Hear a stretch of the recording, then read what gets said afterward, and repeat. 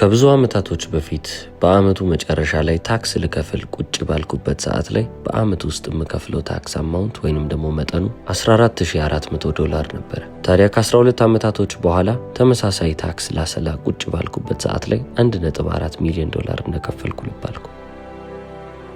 ታዲያ ይህም በእኔ አይምሮ ውስጥ ጥያቄን ይጭርብኛል። እንዴት አድርጌ ነው እንደዚህ አይነት ገንዘብ ላገኝ የቻልኩት? እንዴት ነው ገበዬን 100 እጥፍ ልጨምር የቻልኩት? እንዴት አሳደግኩት ብዬ ራሴን መጠየቅ ጀመርኩ። አንድ እየተከተልኩት ያለሁት ቀመር ወይንም ደግሞ ፎርሙላ እንዳለም ገብቶኛል። ይህንን ቀመርም ከብዙ ጊዜያቶች በኋላ 1000% ፎርሙላ ብዬ አውጥቼዋለሁ። ነገር ግን ምን ላይ የተመሰረተ ነው ካላችሁኝ the law of incremental improvement ላይ ያጠነጠነ ነው። ወይንም ደግሞ ጃፓኒዞች እንደሚሉት the kaizen principle ይሉታል። በየቀኑ ጥቃቅን የሚባሉ ትናንሽ ለውጦችን እያደረጉ እያከናወኑ ማለፍ ማለት ነው። continuous betterment ይሉታል። በየጊዜው እየተሻሻልን መሄድ፣ ትናንትና ከነበርንበት ዛሬ የተሻለ ደረጃ ላይ መገኘት። ታዲያ በየቀኑ እያሻሻልን የምንሄደው ምንድነው ካልን ፕሮዳክቲቪቲያችን ወይንም ውጤታማነታችንን ከዛም አልፎ ውጤቶቻችንን ፐርፎርማንሳችንን ወይንም ደግሞ ብቃታችንን እያሻሻልን ማለፍ ነው።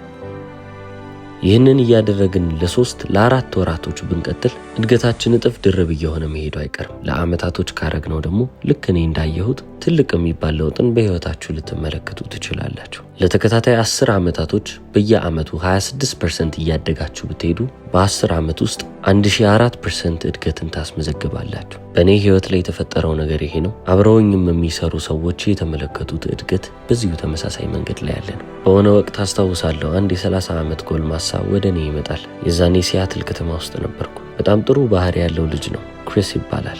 ታዲያ ለመጀመሪያ ጊዜ ከሱ ጋር የተገናኘ ነው እሱ የ22 ዓመት ወጣት በነበረበት ጊዜ ነው። ታዲያ ታስታውሰኛለህ ወይ? ስለ 1000% ፎርሙላ አስተምረኝ ነበር አለኝ። ይህንን ትምህርት በየሄድኩበት ቦታ ስለማስተምር አዎ አስታውሳለሁ ይህንን ትምህርት እንዳስተማርኩ አልኩት። እሱም ደግሞ የዛኔ በወቅቱ ያገለገሉ መኪናዎችን በመሸጥ ላይ ነበር የተሰማራው።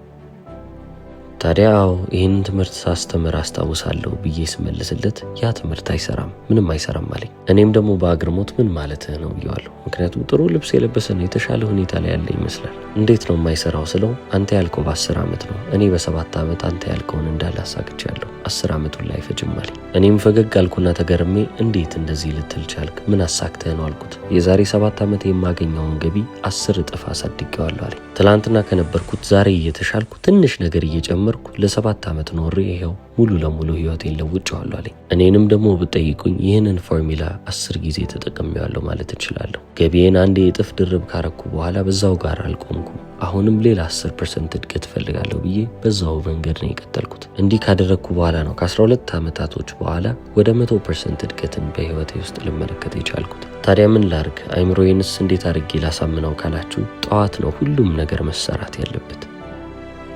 ጠዋት እንደተነሳችሁ የትም ቦታ ከመሄዳችሁ በፊት 2 ሰዓት ቀደም ብላችሁ ተነሱ። ቢያንስ በቀን ውስጥ የጠዋታችሁን 1 ሰዓት በራሳችሁ ህይወት ውስጥ በራሳችሁ ለብቻችሁ ልታሳልፉት ይገባል።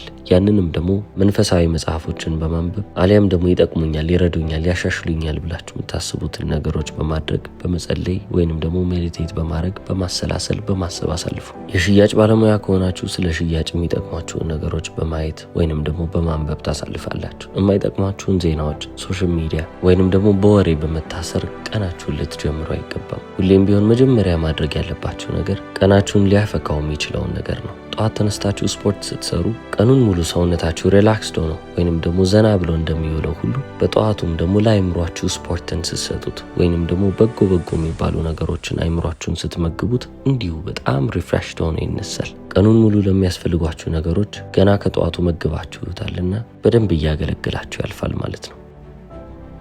ሁለተኛ ልብ ልትሉት የሚያስፈልገው ነገር ቀኑን ሙሉ ማድረግ ያለባችሁን ነገር ጠዋት እንደተነሳችሁ ይሄን መስራት አለብኝ ብላችሁ ጻፉት። አብዛኞቻችን በቀን ውስጥ ከአንድ ነገር በላይ ነው የምንሰራው። አንድ ታስክ ብቻ ወይንም አንድ ስራ ብቻ አይደለም።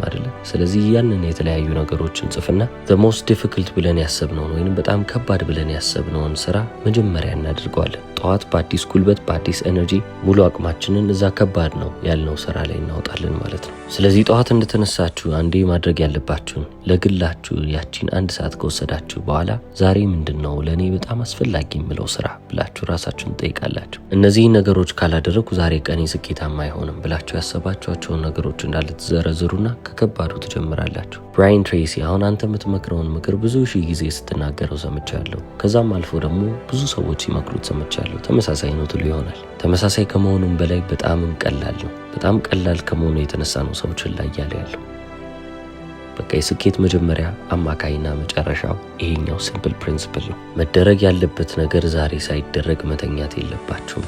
ማድረግ ያለባችሁ ነገር ከከባዱ ጀምራችሁ ከጧቱ ትሰራላችሁ። እንደዛ እያላችሁ ቀለል ወዳሉት ስራዎች፣ ቀለል ወዳሉት ታስኮች ትወርዱና ምሽታችሁን ትጨርሳላችሁ። ቀናችሁ በዚህ ነው መጠናቀቅ ያለበት። እያንዳንዱ ቀን 1% እድገትን እያስመዘገባችሁ ማለፍ ያለባችሁ ቀን ነው። ይህ መርህ ወይንም ይህ ፕሪንሲፕል በጣም ቀላል ነው የምላችሁ ይሄ ነው። ኮምፕሊቲንግ ታስክ የምንለው ሐሳብ ወይንም አንድን ስራ መጨረስ የምንለው ሐሳብ ሰክሰስን የሚወልድልን ነው። ስኬት የሚወለደው ስራን በመጨረስ ነው እንጂ ስራን በመስራት አይደለም። ስራ ሁሌም ቢሆን ልትሰሩ ትችላላችሁ። ያንን ስራ ግን እየጨረሳችሁ ካልሆነ ምንም ዋጋ የለውም። ኮምፕሊሽን ዋናው ነገር ነው። አንድ አባባል አለ፣ ኢት ዘ ፍሮግ ይሉታል። በጠዋት እንደተነሳችሁ ከባድ የሚባለውን ስራ መስራት እንደማለት ነው። በጣም ብዙ ሰዎች መጥተው እኔ ጋር የሚጠይቁኝ አንድ ጥያቄ አለ። ሃው ዱ አይ ኦርጋናይዝ ማይ ላይፍ ይላሉ። ህይወቴን እንዴት ነው ስርዓት ያለው ወይንም ደግሞ ቅጥ ያለው ላረገው የምችለው? እንዴት ነው ሰብሰብ ብዬ ልኖር የምችለው ብለው ነው የሚጠይቁት። እንዴት ይህንን ጥያቄ ያነሳችሁት ስላቸው በጣም ትንሽ ጊዜ ነው ያለኝ፣ ነገር ግን ማድረግ ያሉብኝ ነገሮች በጣም ብዙ ናቸው። ነገሮች እንዳለ ቀውጢ ሆነዋሉ ወይንም ደግሞ ኬዮቲክ ሆነው ያልጠበቅናቸው ነገሮች እየተፈጠሩ በተጨማሪም ደግሞ ብዙ ወጪ እያወጣን የማንችላቸውን ነገሮች በመንገዳችን ላይ ያገኘን ነው። ታዲያ ከእንደዚህ አይነት ምስቅልቅል ያለ ህይወት እንዴት ነው ወደ ኦርጋናይዝድ ላይፍ ላልፍ የምችለው ይሉኛል። እኔም ደግሞ ዌልካም ቱ ዘ ሂውመን ሬስ እላቸዋለሁ። የሰው ዘር በቃ ህይወቱ ይሄ ነው። ጥድፊያ ጥድፊያ ጥድፊያ። ሁሌም ቢሆን የሆነ ነገር መደረግ አለበት። ችግራችንም የሚጀምረው እዚህ ጋር ነው ማለት ይቻላል። እዚህች ምድር ላይ በጣም ብዙ ጥሩ ነገሮች ይከናወናሉ። ስለዚህ አይ ዋንት ፒስ ኦፍ ዳት እያልን እያሰብን ከእያንዳንዱ ጥሩ ነገር ላይ እኔም ልሳተፍ እያልን እጃችንን እያወጣን የማንጀምረው የማነካካው ነገር የለም። ነገር ግን ህይወታችን በአንድ ነገር ላይ መመስረት ነበረበት። ያየነው ጥሩ ነገር ሁሉ ሊያምረን አይገባም። አንዷን ነገር ይዘን እዛ ላይ ነው እንግዲህ ስኪልፉል ሆነን ማለፍ ያለብን ወይንም ደግሞ ክህሎታችንን እያዳበረን ማስተር መባል ያለብን። ስለዚህ አሁን እንደዚህ ወንደር እያደረግን ወይንም ደግሞ 10 ቦታ እየዞርን እየተሽከረከርን ህይወታችንን ላለማባከን ህይወታችንን ኮንትሮል ውስጥ ማስገባት አለብን። ልንቆጣጠር ይገባል። ታዲያ ለመቆጣጠር 2 ወሳኝ የሚባሉ ጥያቄዎችንም እንጠይቃለን። የመጀመሪያው እኔ ማን ነኝ የሚለው ነው። ይህ ማለት እኔ ስሰራ የሚያስደስተኝ ነገሮች ምንድን ናቸው? ወይንም ደግሞ ታለንቴ ምንድን ነው? ተሰጥኦዬ የቱ ጋር ነው? ምን አይነት አቅም አለኝ? ምን ማድረግ ያስደስተኛል? ዛሬውኑ ስለ ገንዘብ መጨነቅ ብታቆሙ፣ ሁሉም የምትፈልጉት ገንዘብ ቢሰጣችሁ ህይወታችሁን ምን ታረጉት ነበረ? $100 ሚሊዮን ዛሬ ቢሰጣችሁ ቀሪ ዘመናችሁን ለምን ብላችሁ ነው የምትኖሩት? ምን አይነትስ ህይወት ይኖራችኋል? አላማችሁ ምንድን ነው የሚሆነው? ሌላም ጥያቄ አለ። እዚህች ምድር ላይ የፈለጋችሁበት ቦታ የፈለጋችሁትን ስራ በፈለጋችሁት ፖዚሽን ወይንም ደግሞ የስራ ቦታ ላይ መስራት ትችላላችሁ። ታዲያ ያንን ስራ ምረጡ ብትባሉ የትኛውን ስራ ትመርጡ ነበር? ይህንን በደንብ ልታስቡበት ይገባል። በስታንፈርድ ዩኒቨርሲቲ ውስጥ ክሪኤቲቭ ቲንኪንግን ያስተምራሉ። አንዱ ፕሮግራማቸው ነው ማለት ይቻላል።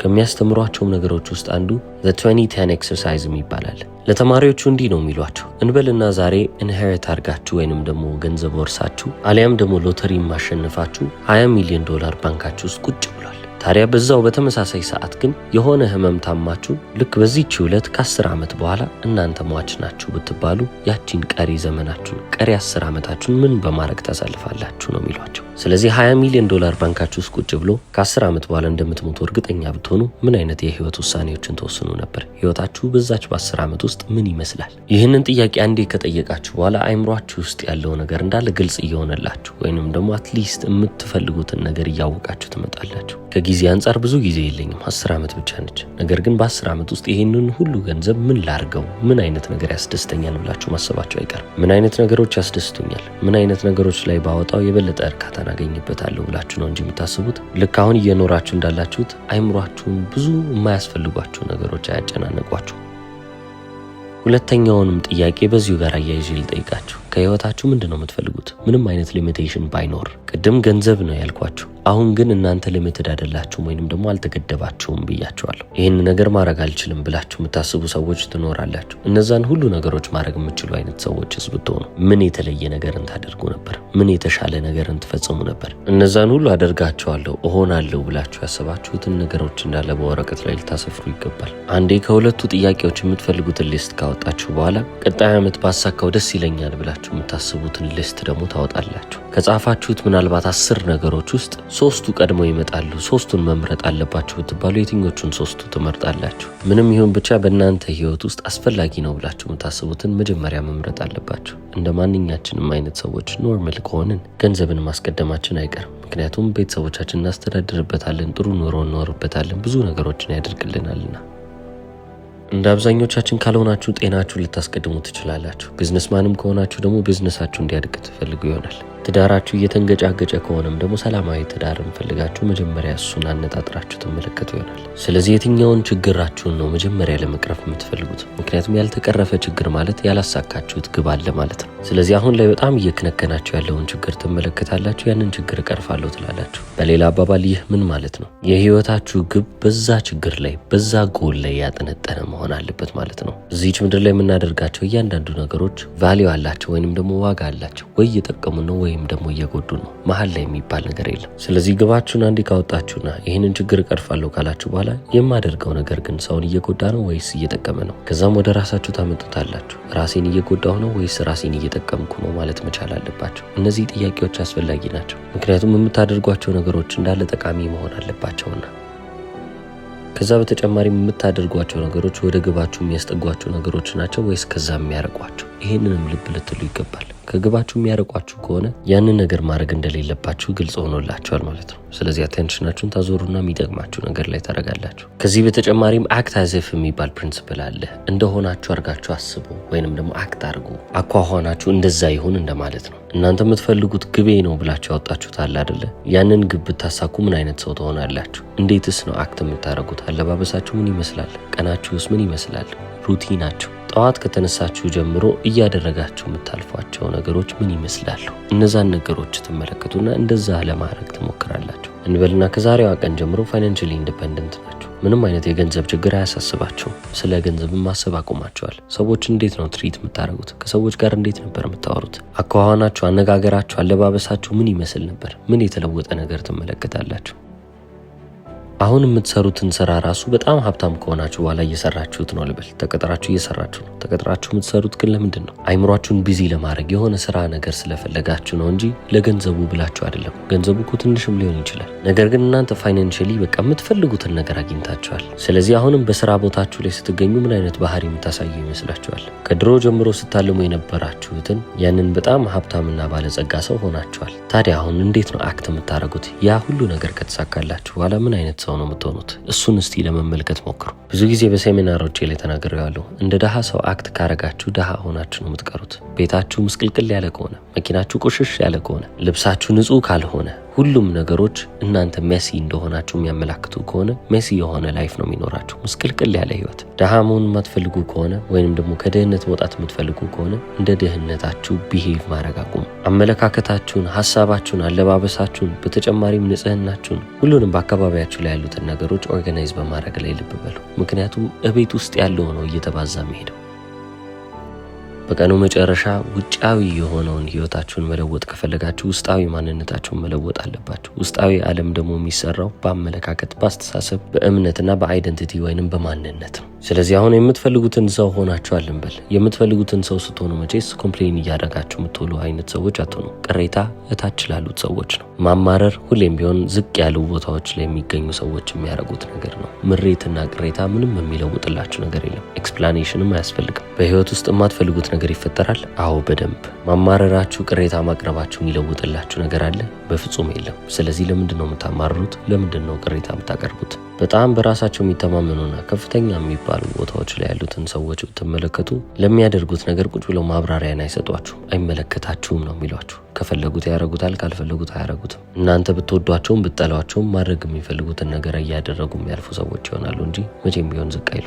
ራሳቸውን ዲፌንድ ለማድረግ ወይንም ደግሞ ራሳቸውን ለመከላከል የሚሞክሩም ሰዎች አይደሉም። እናንተ እነሱ የሚያደርጉትን ነገር የማትወዱ ከሆነ ምንም ግድ ስለማይሰጣቸው እነሱ ማድረግ ያለባቸው ነገር ብቻ አድርገው የሚያልፉ ናቸው። እናንተም ግድ የማይሰጠው ሰው እንድትሆኑ ነው የምፈልገው። ራሳችሁን በጣም ከመውደዳችሁ የተነሳ ከራሳችሁ ጋር በጣም ሰላም ከመሆናችሁ የተነሳ ምንም አይነት ውጫዊ ነገር እናንተን የማይበጠብጣቸው አይነት ሰዎች ነው። በቃ ሰው ቢወዳችሁም ባይወዳችሁም የምትሰሩትን ነገር ቢወዱም ባይወዱም እናንተ ማድረግ ያለባችሁን ነገር ብቻ አድርጋችሁ አልፋችኋል። ከእናንተ የሚጠበቀው ነገር ያ ብቻ ነው። እስከ ዛሬ ድረስ ሲሰማችሁ የነበረውን ፍርሃት እያስወገዳችሁ የምትመጡት በዚህ መንገድ ነው። ይሄ ሁሉ ፕሮግራሚንግ አይምሯችሁ ላይ የነበረው ነገር እንዳለ እየጠፋ አዳዲስ ፕሮግራሚንግን እየጫናችሁ ታልፋላችሁ። ከዛ የተሻላችሁ ሰዎች እየሆናችሁ ማለፍ ነው። በህይወት ዘመኔ ብዙ የሰራኋቸው ነገሮች አሉ። በህይወቴ በጣም ደስተኛ የሆንኩ ሰው ነኝ። ስለዚህ በህይወቴ ያደረግኳቸውን ነገሮች ላደርግ የቻልኩት በእነዚህ መንገድ ነው ብዬ የማውቀውን ነገር አጋራኋችሁ ይለናል ካናዲያን አሜሪካን ሞቲቬሽናል ስፒከር ብራያን ትሬሲ። እስከ መጨረሻው ስለተከታተላችሁ አመሰግናለሁ። ቻው።